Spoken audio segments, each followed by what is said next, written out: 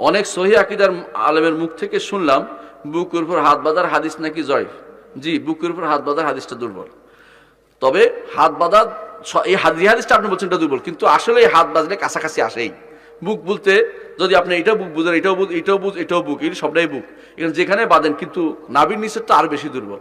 তো এখানে বাঁধলে কিন্তু আপনার বুকে হচ্ছে, এটা কিন্তু নিচে হচ্ছে না। কিন্তু যারা মনে করেন এইখানে বাঁধতে হবে, এইটা হচ্ছে দুর্বল, এটা এটা দুর্বল, এটা না। এখানে বাঁধলেই তিনটা জিনিস যদি আপনি কভার করেন, এইটা এইটা এইটা, তাহলে আপনি দেখবেন যে আপনার এটা কোথায় যাচ্ছে, বুকের কাছেই যাচ্ছে। এটা হচ্ছে সুন্নাত তরিকা।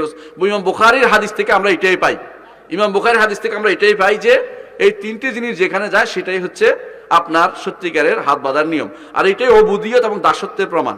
এটাই দাসত্বের, যে দাসত্বের জন্য এটা করা দরকার, শুধুমাত্র ইচ্ছাকৃত যে সমস্ত কেয়াস দিয়া নয়। দাসত্বের জন্য কোরআন এবং সুন্নাতে যেটা আসে সেটা থেকে বোঝা যায় যে তারা হাত বাঁধতেন তিনটা দিন, এটা এটা এটা তিনটা